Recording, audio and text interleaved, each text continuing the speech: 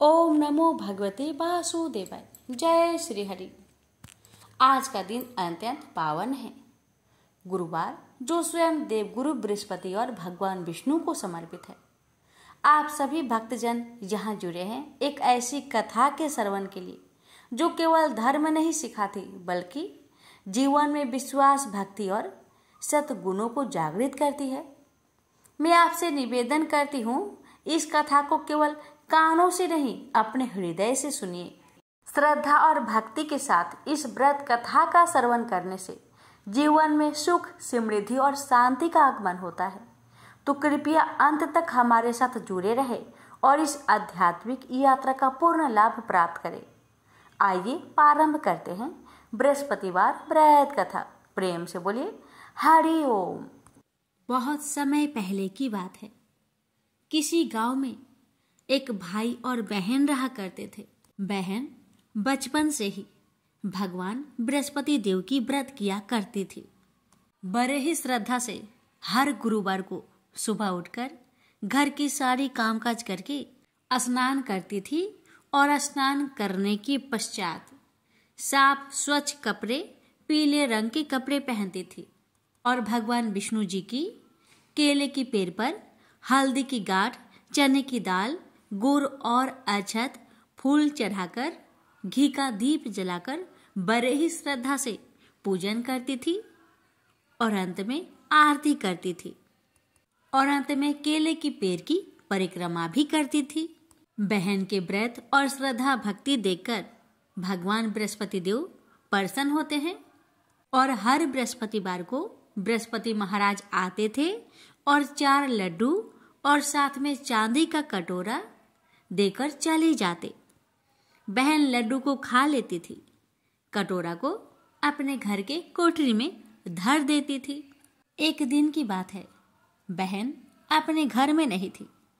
उसकी भाभी घर की सफाई कर रही थी तो अचानक अपनी ननद के कमरे में घुसी और उसकी कोठरी खोलकर देखी। उसने देखा कोठरी में जगमग हो रही है। उसने पड़ोसन से कहा कि मेरी ननद चांदी का कटोरा कहाँ से लाई होगी? कोठरी जगमग हो रही है। पड़ोसन बोली, अपने पति से पूछना। तो भाभी कहने लगी, मेरे पति तो मेरे बात नहीं मानते हैं, नहीं सुनते हैं। तो इस पर पड़ोसन कहने लगी, दाल का चमचा भात में और भात का चमचा दाल में डाल देना। दूसरे दिन भाभी ने अपनी पड़ोसन के सीख के अनुसार वैसा ही किया। अब पति बोला, क्या तू पागल हो गई है क्या? तो पत्नी कहने लगी, नहीं, पागल तो मैं नहीं हो रही, मगर तुम्हारी बहन जरूर हो रही है। पता नहीं कहां से चांदी की कटोरे ला लाकर कोठरी को भर रखी है। पूरे कोठरी चांदी के कटोरा से जगमग हो रही है। अपनी बहन को घर से निकालो। अब भाई अपने पत्नी की बात सुनकर और उसकी बात को मानकर अपनी बहन से जाकर बोला, बहन चलो मामा के घर चलते हैं।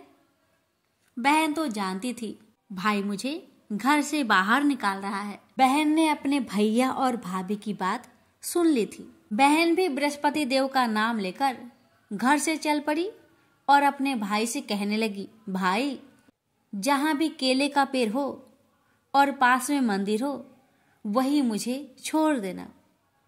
भाई ने कहा, ठीक है, जैसी तेरी मर्जी। आगे जंगल में एक मंदिर और केले के पेड़ के पास अपनी बहन को छोड़ दिया।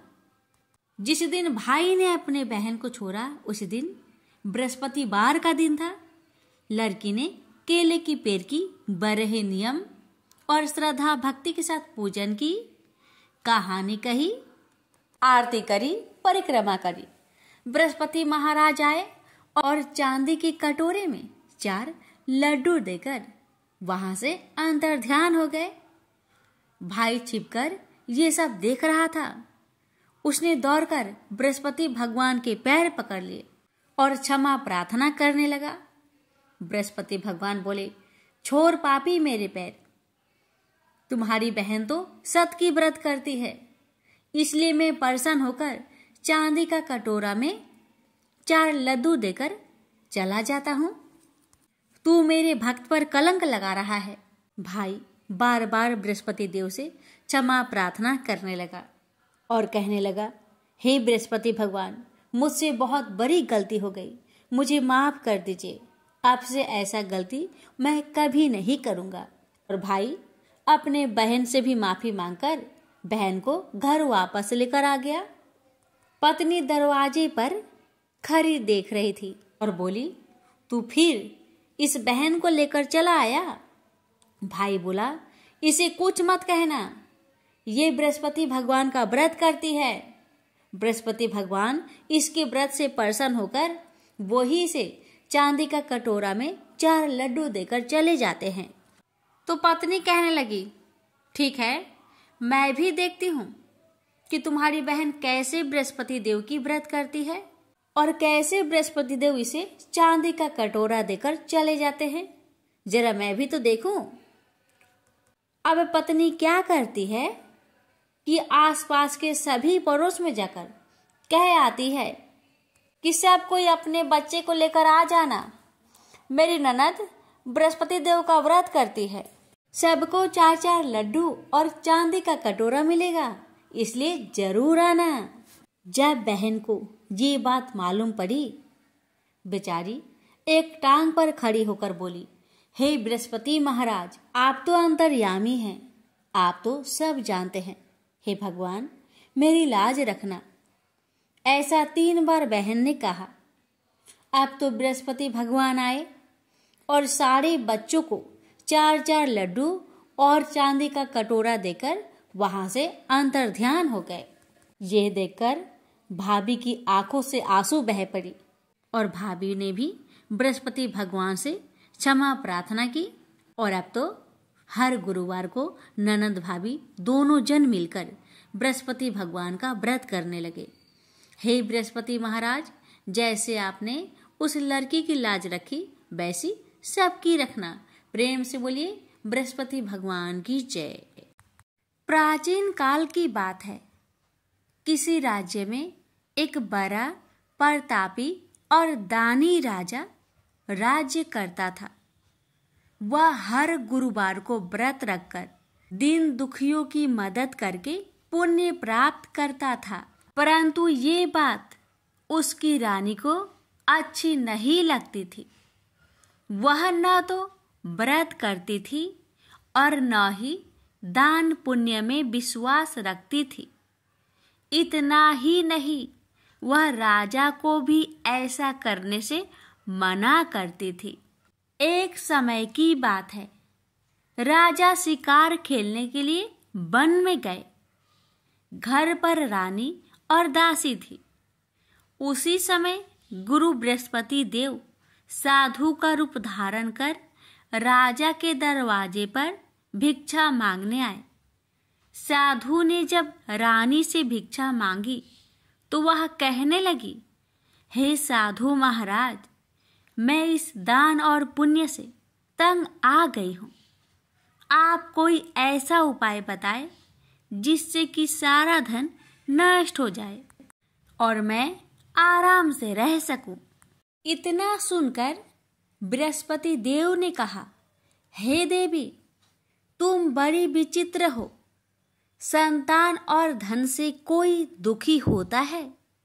अगर अधिक धन है तो उसे शुभ कार्यों में लगाओ, कुंवारी कन्याओं का विवाह कराओ, विद्यालय और बाग बगीचे का निर्माण कराओ, जिससे तुम्हारे दोनों लोग सुधरे। परंतु साधु की इन बातों से रानी को खुशी नहीं हुई। उसने कहा कि मुझे ऐसे धन की आवश्यकता नहीं है जिसे मैं दान दूं और जिसे संभालने में मेरा सारा समय नष्ट हो जाए। तब साधु ने कहा, अगर तुम्हारी ऐसी इच्छा है तो मैं जैसा तुम्हें बताता हूँ तुम वैसा ही करना। गुरुवार के दिन तुम घर को गोबर से लिपना, अपने बालों को पीली मिट्टी से धोना, राजा से हजामत बनाने को कहना, भोजन में मांस मदिरा का प्रयोग करना, कपड़े धोबी के यहाँ धुलने देना। इस प्रकार 7 बृहस्पतिवार करने से तुम्हारा समस्त धन नष्ट हो जाएगा। इतना कहकर साधु के रूप में बृहस्पति देव अंतर्ध्यान हो गए। साधु के अनुसार कई बातों को पूरा करते हुए रानी को केवल 3 बृहस्पतिवार ही बीते थे कि उसकी समस्त धन संपत्ति नष्ट हो गई। भोजन के लिए राजा का परिवार तरसने लगा। तब एक दिन राजा ने रानी से बोला कि हे रानी, तुम यहीं रहो, मैं दूसरे देश को जाता हूँ, क्योंकि यहाँ पर सभी लोग मुझे जानते हैं, इसलिए मैं कोई छोटा कार्य नहीं कर सकता। ऐसा कहकर राजा दूसरे देश चला गया। वहाँ वह जंगल से लकड़ी काट कर लाता और शहर में बेचता। इस तरह वह अपना जीवन व्यतीत करने लगा। इधर राजा के परदेश जाते ही रानी और दासी दुखी रहने लगी। एक बार जब रानी और दासी को 7 दिन तक बिना भोजन के रहना पड़ा, तो रानी ने अपनी दासी से कहा, हे दासी, पासी के नगर में मेरी बहन रहती है, वह बड़ी धनवान है, तो उसके पास जा और कुछ ले आ, ताकि थोड़ी बहुत गुजर बसर हो जाए। दासी रानी की बहन के पास गई। उस दिन गुरुवार था और रानी की बहन उस समय बृहस्पतिवार व्रत की कथा सुन रही थी। दासी ने रानी की बहन को अपनी रानी का संदेश दिया, लेकिन रानी की बड़ी बहन ने कोई उत्तर नहीं दिया। जब दासी को रानी की बहन से कोई उत्तर नहीं मिला तो वह बहुत दुखी हुई और उसे क्रोध भी आया। दासी ने वापस आकर रानी को सारी बात बता दी। ये सुनकर रानी ने अपने भाग्य को कोसा। उधर रानी की बहन ने सोचा कि मेरी बहन की दासी आई थी, परंतु मैं उससे नहीं बोली, इससे वह बहुत दुखी हुई होगी।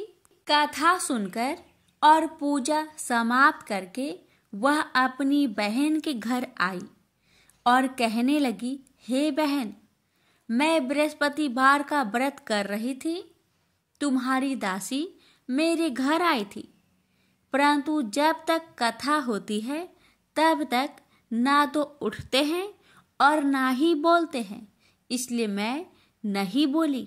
बताओ दासी, क्यों आई थी? रानी बोली, बहन, तुमसे क्या छिपाऊं, हमारे घर में खाने तक को अनाज नहीं था। ऐसा कहते कहते रानी की आंखें भर आई। उसने दासी समेत पिछले 7 दिनों से भूखे रहने तक की बात अपनी बहन को विस्तार पूर्वक सुना दी। रानी की बहन बोली, देखो बहन, भगवान बृहस्पति देव सबकी मनोकामना को पूर्ण करते हैं। देखो, शायद तुम्हारे घर में अनाज रखा हो। पहले तो रानी को विश्वास नहीं हुआ, पर बहन के आग्रह करने पर उसने अपनी दासी को अंदर भेजा, तो उसे सचमुच अनाज से भरा एक घड़ा मिल गया।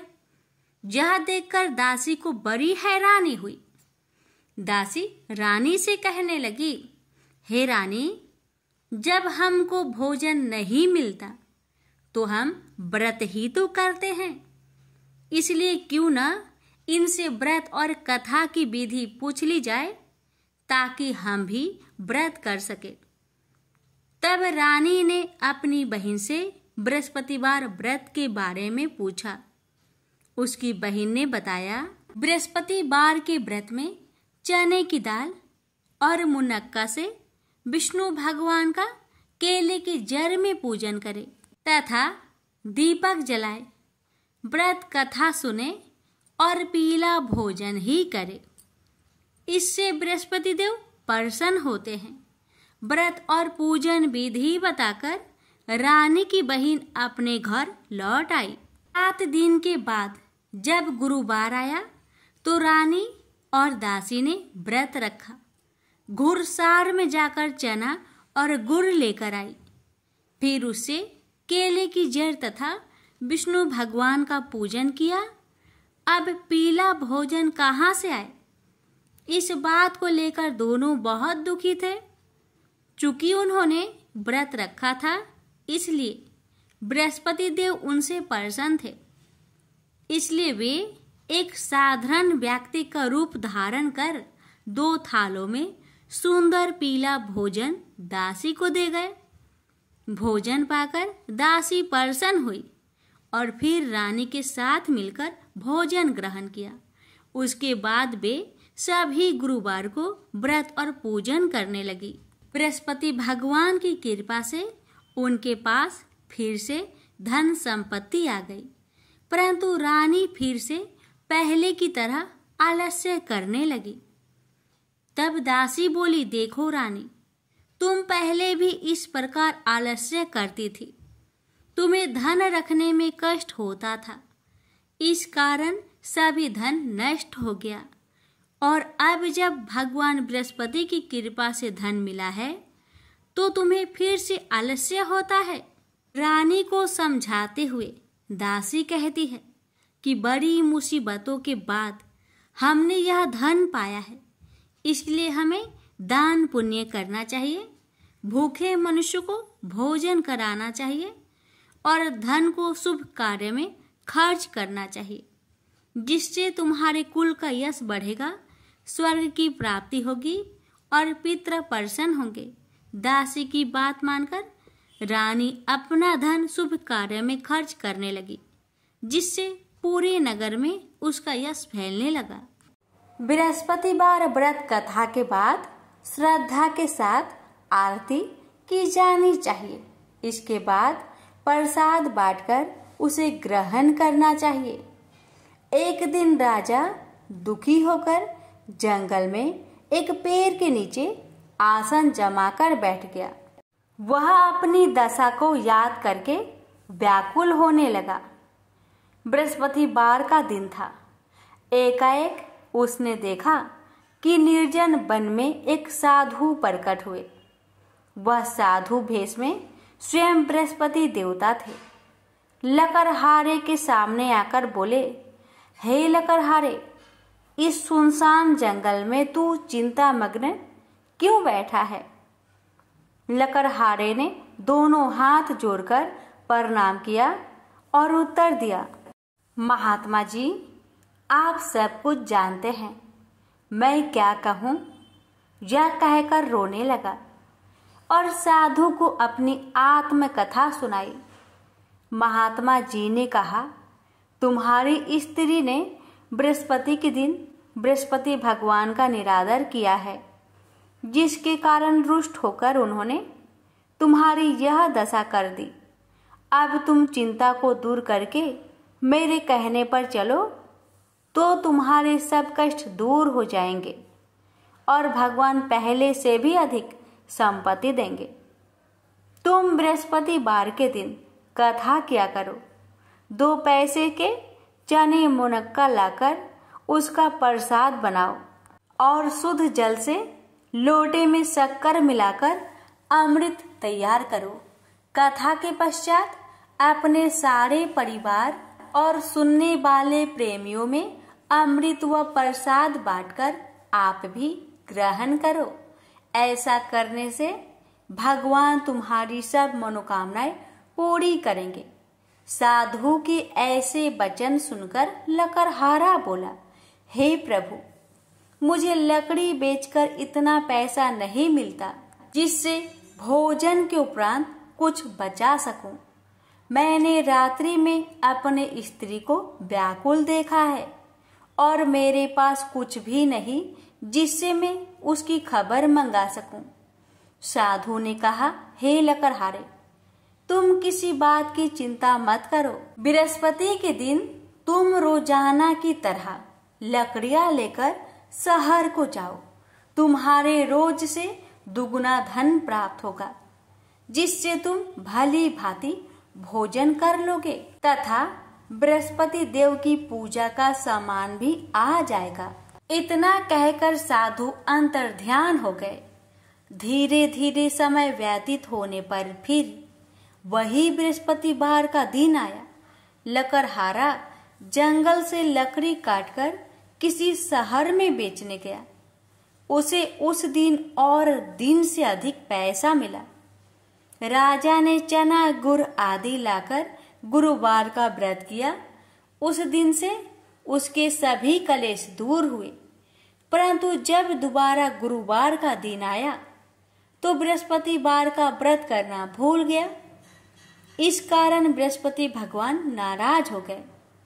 उस दिन उस नगर के राजा ने विशाल यज्ञ का आयोजन किया तथा शहर में यह घोषणा करा दी कि कोई भी मनुष्य अपने घर में भोजन न बनावे, न आग जलावे।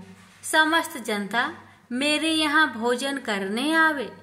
इस आज्ञा को जो न मानेगा उसे फांसी की सजा दी जाएगी। इस तरह की घोषणा संपूर्ण नगर में करवा दी गई। राजा की आज्ञा अनुसार शहर के सभी लोग भोजन करने गए, लेकिन लकड़हारा कुछ देर से पहुंचा, इसलिए राजा उसको अपने साथ घर लिवा ले गए और ले जाकर भोजन करा रहे थे। तो रानी की दृष्टि उस खूंटी पर पड़ी जिस पर उसका हार लटका हुआ था। वह वहां पर दिखाई नहीं दिया। रानी ने निश्चय किया कि मेरा हार इस मनुष्य ने चुरा लिया है। उसी समय सिपाहियों को बुलवाकर उसको कारागार में डलवा दिया। जब लकड़हारा कारागार में पड़ गया और बहुत दुखी होकर विचार करने लगा कि ना जाने कौन से पूर्व जन्म के कर्म से मुझे यह दुख प्राप्त हुआ है, और उसी साधु को याद करने लगा जो कि जंगल में मिला था।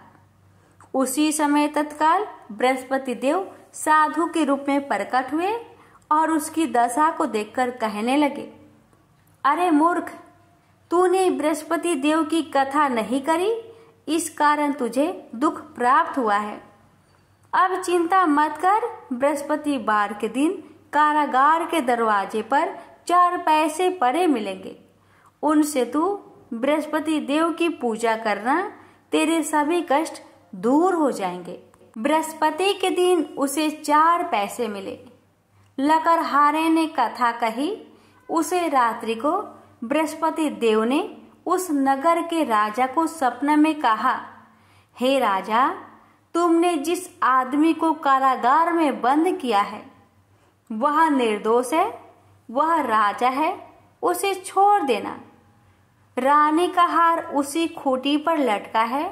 अगर तू ऐसा नहीं करेगा तो मैं तेरे राज्य को नष्ट कर दूंगा।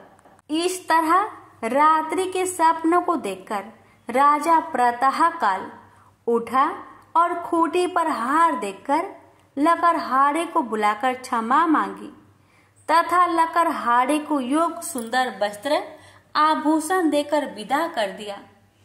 बृहस्पति देव की आज्ञा अनुसार लकड़हारा अपने नगर को चल दिया।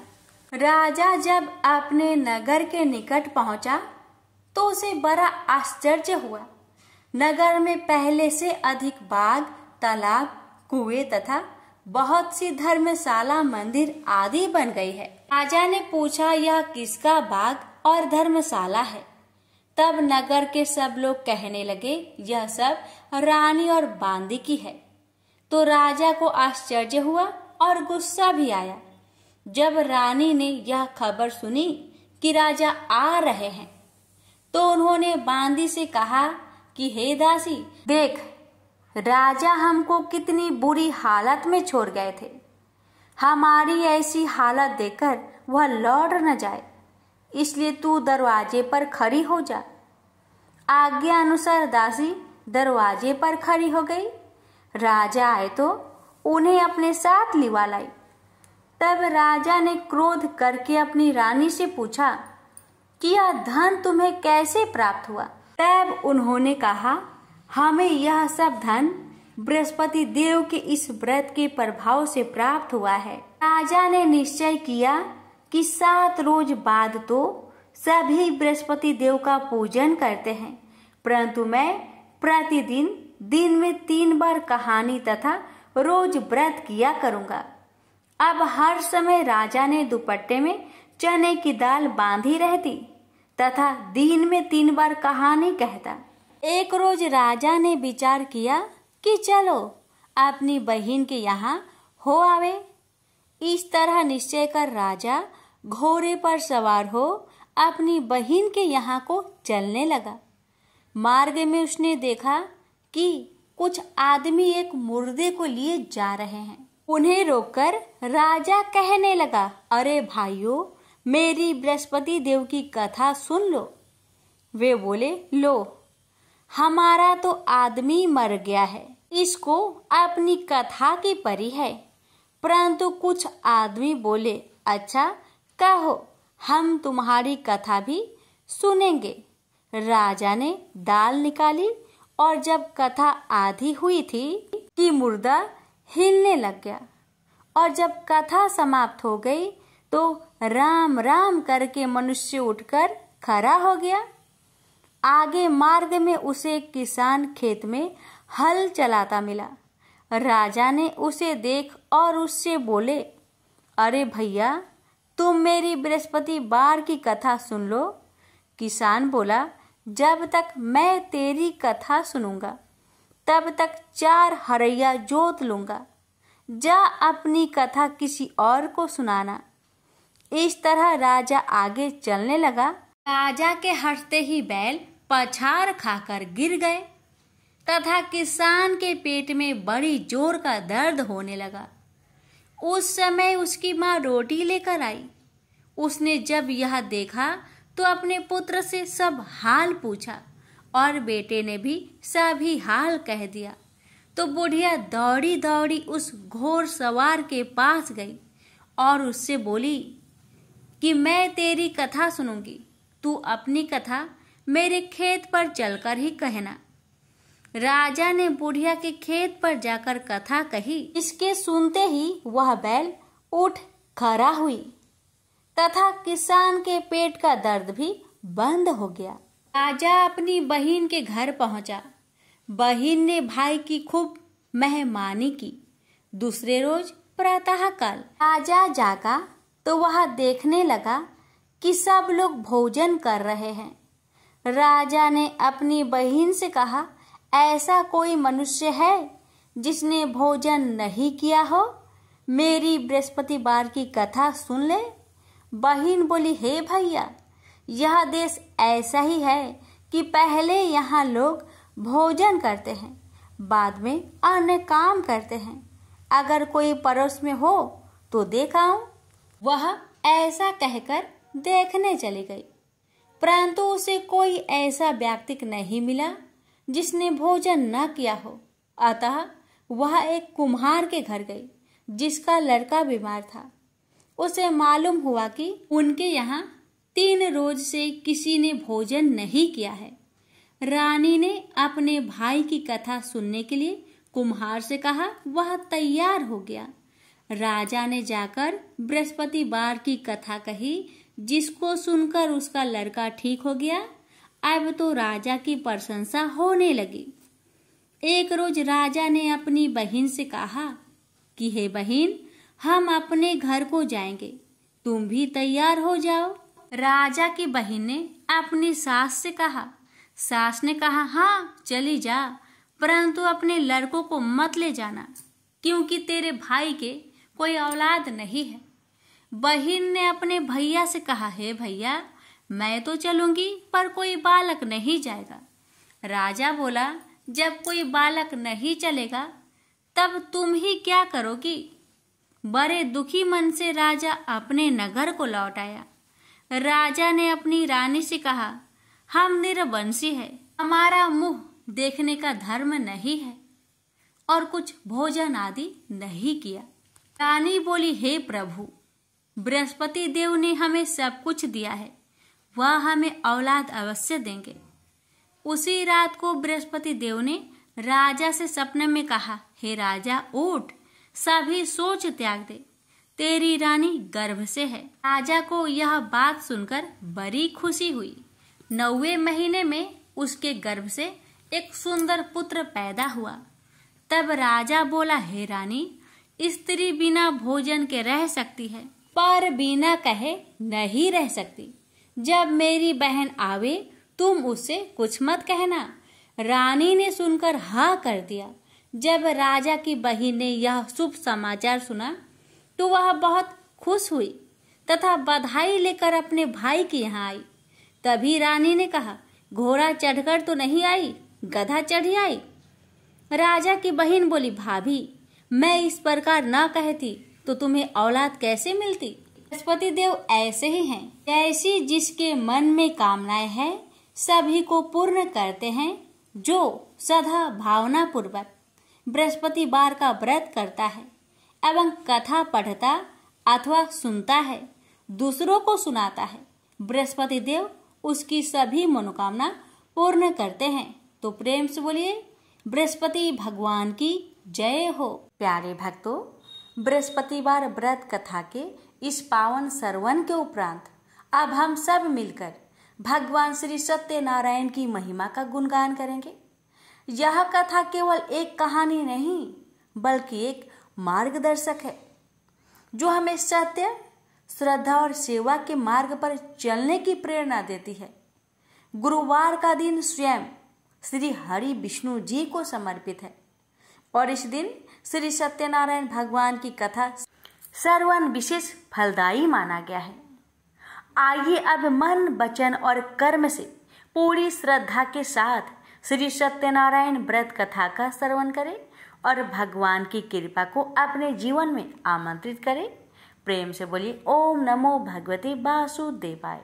एक समय की बात है, नैमिषारण्य तीर्थ में सौनकादि 88,000 ऋषियों ने श्री सूत जी से पूछा, हे प्रभु, इस कलयुग में वेद विद्या रहित मनुष्य को प्रभु भक्ति किस प्रकार मिल सकती है तथा उनका उद्धार कैसे होगा। हे मुनि श्रेष्ठ, कोई ऐसा तप बताइए जिससे थोड़े समय में ही पुण्य मिले और मनोवांछित फल भी मिल जाए। इस प्रकार की कथा सुनने की हम इच्छा रखते हैं। सर्व शास्त्रों के ज्ञाता सूत जी बोले, हे वैष्णवों, मैं पूज्य आप सभी ने प्राणियों के हित की बात पूछी है, इसलिए मैं एक श्रेष्ठ व्रत को आप लोगों को बतलाऊंगा जिसे नारद जी ने लक्ष्मी नारायण जी से पूछा था और लक्ष्मीपति ने मुनि श्रेष्ठ नारद जी से कहा था। आप सब इसे ध्यान से सुनिए। एक समय की बात है, योगीराज नारद जी दूसरों के हित की इच्छा लिए अनेकों लोकों में घूमते हुए मृत्यु लोक में आ पहुंचे। यहाँ उन्होंने अनेक योनियों में जन्मे प्राय सभी मनुष्यों को अपने कर्मों द्वारा अनेकों दुख से पीड़ित देखा। उनका दुख देख नारद जी सोचने लगे कि कैसा यत्न किया जाए इसके करने से निश्चित रूप से मानव के दुखों का अंत हो जाए। इसी विचार पर मनन करते हुए वह विष्णु लोक में गए। वहां देवों के इस भगवान नारायण की स्तुति करने लगे, जिनके हाथों में शंख, चक्र, गदा और पद्म थे, गले में वरमाला पहने हुए थे। स्तुति करते हुए नारद जी बोले, हे भगवान, आप अत्यंत शक्ति से संपन्न हैं। मन तथा वाणी भी आपको नहीं पा सकती है। आपका यदि मध्य तथा अंत नहीं है, निर्गुण स्वरूप सृष्टि के कारण भक्तों के दुख को दूर करने वाले, आपको मेरा नमस्कार है। नारद जी की स्तुति सुन विष्णु भगवान बोले, हे मुनि श्रेष्ठ, आपके मन में क्या बात है? आप किस काम के लिए पधारे हैं, उसे निसंकोच कहो। इस पर नारद मुनि बोले कि मृत्यु लोक में अनेक योनियों में जन्मे मनुष्य अपने कर्मों के द्वारा अनेकों दुख से दुखी हो रहे हैं। हे नाथ, आप मुझ पर दया रखते हैं तो बताइए, कि वो मनुष्य थोड़े प्रयास से ही अपने दुखों से कैसे छुटकारा पा सकते हैं। श्री हरि बोले, हे नारद, मनुष्य की भलाई के लिए तुमने बहुत ही अच्छी बात पूछी है, जिसके करने से मनुष्य मोह से छूट जाता है। वह बात मैं कहता हूँ, उसे सुनो। स्वर्ग लोक व मृत्यु लोक दोनों में एक दुर्लभ उत्तम व्रत है जो पुण्य देने वाला है। आज प्रेम वश होकर मैं उसे तुमसे कहता हूँ। श्री सत्यनारायण भगवान का यह व्रत अच्छी तरह विधान पूर्वक करके मनुष्य तुरंत ही यहाँ सुख भोग कर मरने पर मोक्ष पाता है। श्री हरि के वचन सुन नारद जी बोले कि उस व्रत का फल क्या है और उसका विधान क्या है। यह व्रत किसने किया था, इस व्रत को किस दिन करना चाहिए, सभी कुछ विस्तार से बताए। नारद की बात सुनकर श्री हरि बोले, दुख व शोक को दूर करने वाला यह व्रत सभी स्थानों पर विजय दिलाने वाला है। मानव को भक्ति व श्रद्धा के साथ शाम को श्री सत्यनारायण की पूजा धर्म में परायण होकर ब्राह्मणों व बंधुओं के साथ करनी चाहिए। भक्ति भाव से ही नैवेद्य केले का फल, घी, दूध और गेहूं का आटा सवाया ले। गेहूं के स्थान पर साठी का आटा, शक्कर तथा गुड़ लेकर वह सभी भक्षण योग्य पदार्थों को मिलाकर भगवान का भोग लगाए। ब्राह्मणों सहित बंधु बांधवों को भी भोजन कराए। उसके बाद स्वयं भोजन करे और भजन कीर्तन के साथ भगवान की भक्ति में लीन हो जाए। इस तरह से सत्यनारायण भगवान का यह व्रत करने पर मनुष्य की सारी इच्छाएं निश्चित रूप से ही पूरी होती है। इस कली काल अर्थात कलयुग में मृत्यु लोक में मोक्ष का यही एक सरल उपाय है। इति श्री सत्यनारायण व्रत कथा प्रथम अध्याय संपूर्ण। श्रीमन नारायण नारायण नारायण, भज मन नारायण नारायण नारायण। श्री सत्यनारायण भगवान की जय। सूत जी बोले, हे ऋषियों, जिसने पहले समय में इस व्रत को किया था उसका इतिहास कहता हूँ, ध्यान से सुनो। सुंदर काशीपुरी नगरी में एक अत्यंत निर्धन ब्राह्मण रहता था। भूख प्यास से परेशान हुआ धरती पर घूमता रहता था। ब्राह्मणों से प्रेम करने वाले भगवान ने एक दिन ब्राह्मण का भेष धारण कर उसके पास जाकर पूछा, हे ब्रीप, नित्य दुखी होकर तुम पृथ्वी पर क्यों घूमते हो? दीन ब्राह्मण बोला, मैं निर्धन ब्राह्मण हूँ, भिक्षा के लिए धरती पर घूमता हूँ। हे भगवान, यदि आप इसका कोई उपाय जानते हो तो बताइए। वृद्ध ब्राह्मण कहता है कि सत्यनारायण भगवान मनोवांछित फल देने वाले हैं, इसलिए तुम उनका पूजन करो। इसे करने से मनुष्य सभी दुखों से मुक्त हो जाता है। वृद्ध ब्राह्मण बनकर आए सत्यनारायण भगवान उस निर्धन ब्राह्मण को व्रत का सारा विधान बताकर अंतर्ध्यान हो गए। मन ही मन सोचने लगा कि जिस व्रत को वृद्ध ब्राह्मण करने को कह गया है मैं उसे जरूर करूंगा। यह निश्चय करने के बाद उसे रात में नींद नहीं आई। वह सवेरे उठकर सत्यनारायण भगवान के व्रत का निश्चय कर भिक्षा के लिए चला गया। उस दिन निर्धन ब्राह्मण को भिक्षा में बहुत धन मिला, जिससे उसने बंधु बांधवों के साथ मिलकर श्री सत्यनारायण भगवान का व्रत संपन्न किया। भगवान सत्यनारायण का व्रत संपन्न करने के बाद वह निर्धन ब्राह्मण सभी दुखों से छूट गया और अनेक प्रकार की संपत्तियों से युक्त हो गया। उसी समय से यह ब्राह्मण हर माह इस व्रत को करने लगा। इस तरह से सत्यनारायण भगवान के व्रत को जो भी मनुष्य करेगा वह सभी प्रकार के पापों से छूटकर मोक्ष को प्राप्त होगा। जो मनुष्य इस व्रत को करेगा वह भी सभी दुखों से मुक्त हो जाएगा। सूत जी बोले कि इस तरह से नारद जी से नारायण जी का कहा हुआ श्री सत्यनारायण व्रत को मैंने तुमसे कहा। हे ब्रीपो, मैं अब और क्या कहूँ? ऋषि बोले, हे मुनिवर, संसार में उस ब्रीफ से सुनकर और किस किस ने इस व्रत को किया, हम सब इस बात को सुनना चाहते हैं। इसके लिए हमारे मन में श्रद्धा का भाव है। सूत जी बोले, हे मुनियों, जिसने इस व्रत को किया है वह सब सुनो। एक समय वही ब्रीफ धन व ऐश्वर्य के अनुसार अपने बंधु बांधवों के साथ इस व्रत को करने को तैयार हुआ। उसी समय एक लकड़ी बेचने वाला बूढ़ा आदमी आया और लकड़ियां बाहर रखकर अंदर ब्राह्मण के घर में गया। प्यास से दुखी वह लकड़हारा उनको व्रत करते देख ब्रीफ को नमस्कार कर पूछने लगा कि आप यह क्या कर रहे हैं तथा इसे करने से क्या फल मिलेगा, कृपया मुझे भी बताइए। ब्राह्मण ने कहा कि सब मनोकामनाओं को पूरा करने वाला यह सत्यनारायण भगवान का व्रत है। इनकी कृपा से ही मेरे घर में धन्य धान्य आदि की वृद्धि हुई है। ब्रीफ से सत्यनारायण व्रत के कथा के बारे में जानकर लकड़हारा बहुत प्रसन्न हुआ। चरणामृत लेकर वह प्रसाद खाने के बाद वह अपने घर गया। लकड़हारे ने अपने मन में संकल्प किया कि आज लकड़ी बेचने से जो धन मिलेगा उसी से श्री सत्यनारायण भगवान का उत्तम व्रत करूंगा। मन में इस विचार को ले बूढ़ा आदमी सिर पर लकड़ियां रख उस नगर में बेचने गया जहां धनी लोग ज्यादा रहते थे। उस नगर में उसे अपनी लकड़ियों का दाम पहले से 4 गुना अधिक मिलता है। बूढ़ा प्रसन्नता के साथ दाम लेकर केले, शक्कर, घी, दूध, दही और गेहूं का आटा ले और सत्यनारायण भगवान की व्रत की अन्य सामग्रियां लेकर अपने घर गया। वहां उसने अपने बंधु बांधवों को बुलाकर विधि विधान से सत्यनारायण भगवान का पूजन और व्रत किया।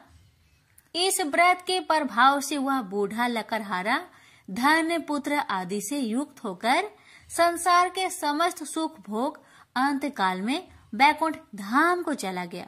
इति श्री सत्यनारायण व्रत कथा 2 अध्याय संपूर्ण। श्रीमन नारायण नारायण नारायण भज मन नारायण नारायण नारायण। श्री सत्यनारायण भगवान की जय। सूत जी बोले, हे श्रेष्ठ मुनियों, अब आगे की कथा कहता हूँ। पहले समय में उल्कामुख नाम का एक बुद्धिमान राजा था। वह सत्य वक्ता और जितेंद्रिय था। प्रतिदिन देव स्थानों पर जाता और निर्धनों को धन देकर उनके कष्ट दूर करता था। उसकी पत्नी कमल के समान मुख वाली तथा सती साध्वी थी। भद्रशिला नदी के तट पर उन दोनों ने श्री सत्यनारायण भगवान का व्रत किया। उसी समय साधु नाम का एक वैश्य आया। उसके पास व्यापार करने के लिए बहुत सा धन भी था। राजा को व्रत करते देखकर वह विनय के साथ पूछने लगा, हे राजन, भक्ति भाव से पूर्ण होकर आप यह क्या कर रहे हैं? मैं सुनने की इच्छा रखता हूँ, तो आप मुझे बताए। राजा बोले, हे साधु, अपने बंधु बांधवों के साथ पुत्र आदि की प्राप्ति के लिए एक महाशक्तिमान श्री सत्यनारायण भगवान का व्रत व पूजन कर रहा हूँ। राजा के वचन सुन साधु आदर से बोला, हे राजन, मुझे इस व्रत का सारा विधान कहिए। आपके कथा अनुसार मैं भी इस व्रत को करूँगा। मेरी भी संतान नहीं है और इस व्रत को करने से निश्चित रूप से मुझे संतान की प्राप्ति होगी। राजा से व्रत का सारा विधान सुनकर व्यापार से निवृत्त हो वह अपने घर गया। साधु वैश्य ने अपनी पत्नी को संतान देने वाले इस व्रत का वर्णन कह सुनाया और कहा कि जब मेरी संतान होगी तब मैं इस व्रत को करूंगा। साधु ने इस तरह के वचन अपनी पत्नी लीलावती से कहे। एक दिन लीलावती पति के साथ आनंदित हो सांसारिक धर्म में प्रवृत्त होकर सत्यनारायण भगवान की कृपा से गर्भवती हो गई। 10वें महीने में उसके गर्भ से एक सुंदर कन्या ने जन्म लिया। दिनों दिन वह ऐसे बढ़ने लगी जैसे कि शुक्ला पक्ष का चंद्रमा बढ़ता है। माता पिता ने अपनी कन्या का नाम कलावती रखा। एक दिन लीलावती ने मीठे शब्दों में अपने पति को याद दिलाया कि आपने सत्यनारायण भगवान के जिस व्रत को करने का संकल्प किया था उसे करने का समय आ गया है, आप इस व्रत को करिए। साधु बोला कि हे प्रिय, इस व्रत को मैं उसके विवाह पर करूंगा। इस प्रकार अपनी पत्नी को अवशासन देकर वह नगर को चला गया। कलावती पिता के घर में रह वृद्धि को प्राप्त हो गई। साधु ने एक बार नगर में अपनी कन्या को सखियों के साथ देखा तो तुरंत ही दूत को बुलवाया और कहा कि मेरी कन्या की योग वर देखकर आओ। साधु की बात सुनकर दूत कंचन नगर में पहुंचा और वहां देखभाल कर लड़की के सुयोग बनिक पुत्र को ले आया। सुयोग लड़के को देख साधु ने बंधु बांधवों को बुलाकर अपनी पुत्री का विवाह कर दिया। लेकिन दुर्भाग्य की बात ये कि साधु ने अभी भी श्री सत्यनारायण भगवान का व्रत नहीं किया। इस पर श्री भगवान क्रोधित हो गए और श्राप दिया कि साधु को अत्यधिक दुख मिले। अपने कार्य में कुशल साधु बनिया जमाई को लेकर समुद्र के पास स्थित होकर रत्नासारपुर नगर में गया। वहां जाकर दामाद ससुर दोनों मिलकर चंद्रकेतु राजा के नगर में व्यापार करने लगे। एक दिन भगवान सत्यनारायण की माया से एक चोर राजा का धन चुराकर भाग रहा था। उसने राजा के सिपाहियों को अपना पीछा करते देख चुराया हुआ धन वहां रख दिया जहां साधु अपने जमाई के साथ ठहरा हुआ था। राजा के सिपाहियों ने साधु वैश्या के पास राजा का धन पड़ा देखा तो वह ससुर जमाई दोनों को बांधकर प्रसन्नता से राजा के पास ले गए और कहा कि उन दोनों चोरों को हम पकड़ लाए हैं, आप आगे की कार्रवाई की आज्ञा दे। राजा की आज्ञा से उन दोनों को कठिन कारावास में डाल दिया गया और उनका सारा धन भी उनसे छीन लिया गया। श्री सत्यनारायण भगवान के श्राप से साधु की पत्नी भी बहुत दुखी हुई। घर में जो धन रखा था उसे चोर चुरा ले गए। शारीरिक तथा मानसिक पीड़ा व भूख प्यास से अति दुखी हो अन्न की चिंता में कलावती के ब्राह्मण के घर गई। वहां उसने श्री सत्यनारायण भगवान का व्रत होते देखा। फिर कथा भी सुनी। वह प्रसाद ग्रहण कर वह रात को घर वापस आई।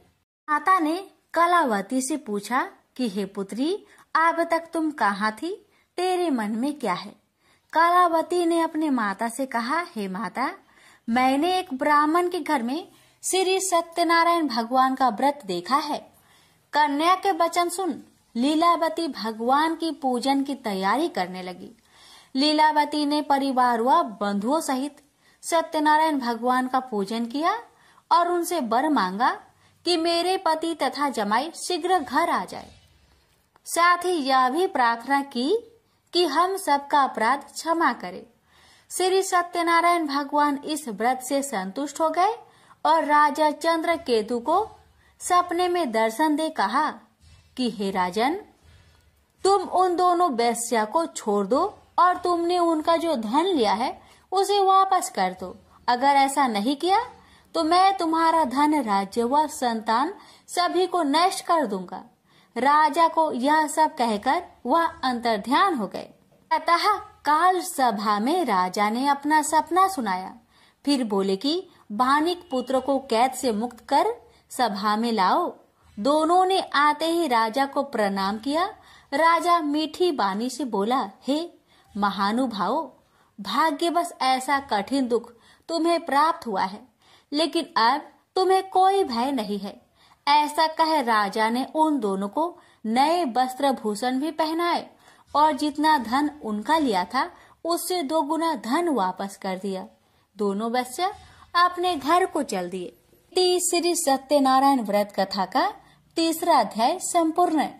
श्रीमन नारायण नारायण नारायण, भज मन नारायण नारायण नारायण। श्री सत्यनारायण भगवान की जय। सूत जी बोले, वैश्या ने मंगलाचार कर अपनी यात्रा आरंभ की। और अपने नगर की ओर चल दिया।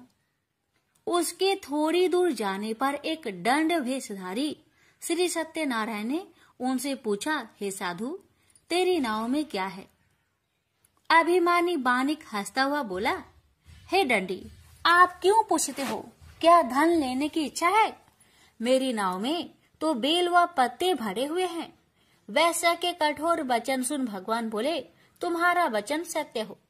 दंडी ऐसे वचन कहे वहां से दूर चले गए। कुछ दूर जाकर समुद्र के किनारे बैठ गए। दंडी के जाने के बाद साधु वैश्य ने नित्य क्रिया के पश्चात नाव को ऊंची उठते देखकर अचंभा माना और नाव में बेल पत्ते आदि देख वह मूर्छित हो जमीन पर गिर पड़ा।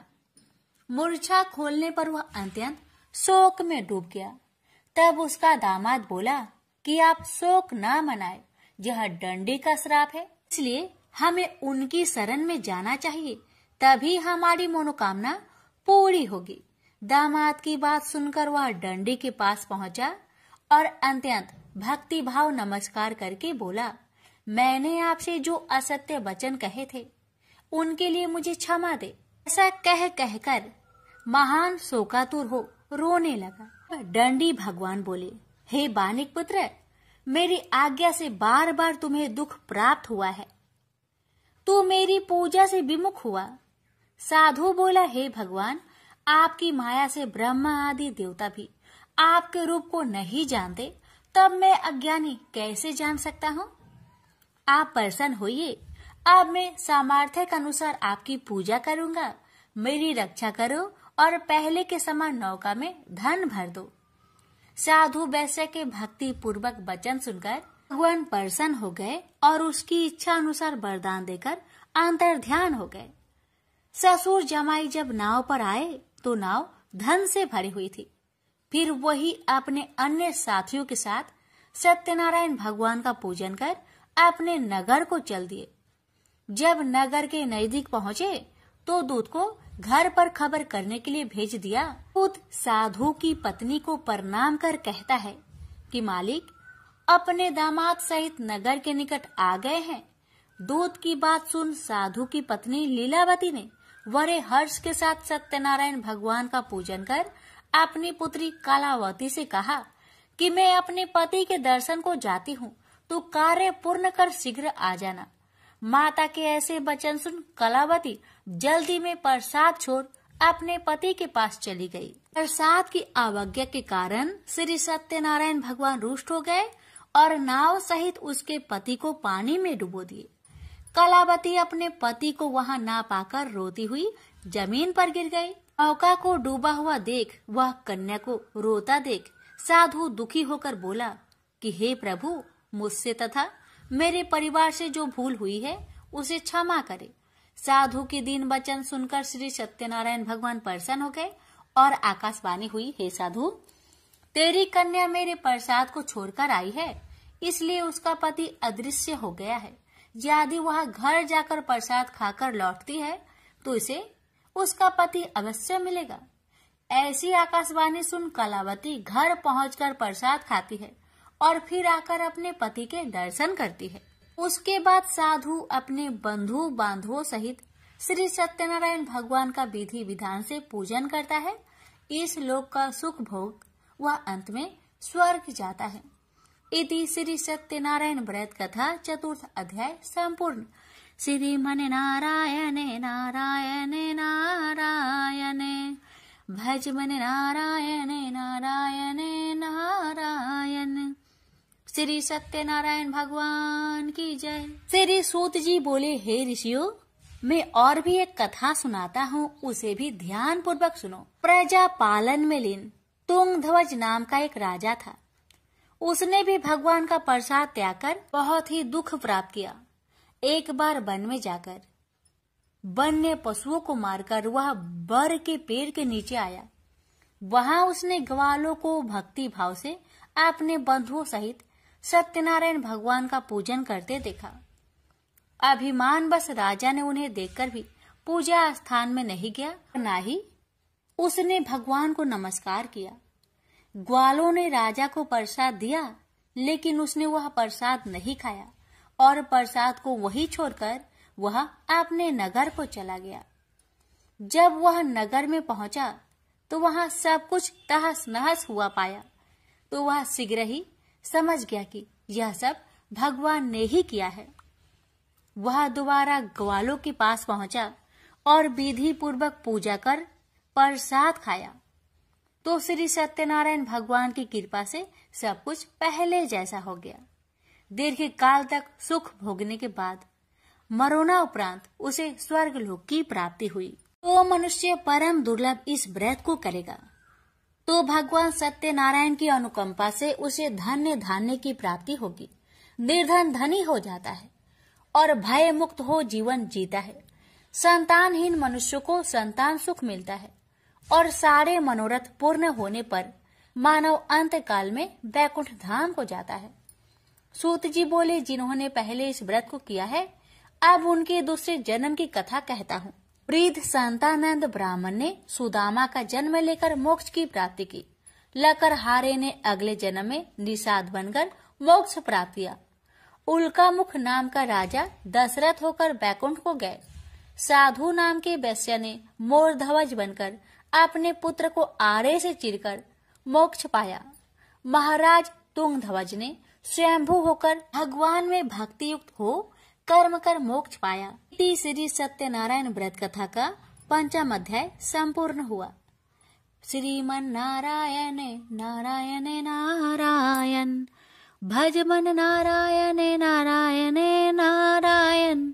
श्री सत्यनारायण भगवान की जय। जय श्री हरि। अब आपने बृहस्पतिवार व्रत कथा और श्री सत्यनारायण भगवान की व्रत कथा का पावन श्रवण किया। यदि इस संपूर्ण कथा वाचन में मुझसे कोई भी त्रुटि, उच्चारण में गलती, भाव या नियम में कोई भूल हुई हो तो मैं भगवान से और आप सभी श्रोताओं से करवत क्षमा प्रार्थना करती हूँ। हम सबका उद्देश्य केवल भक्ति और भगवान की सेवा है और उसी भावना से यह प्रयास किया गया है। हे प्रभु, अपनी कृपा बनाए रखना और हम सभी को सतबुद्धि व श्रद्धा प्रदान करना। प्रेम से बोलिए ओम नमो भगवते वासुदेवाय। जय श्री हरि।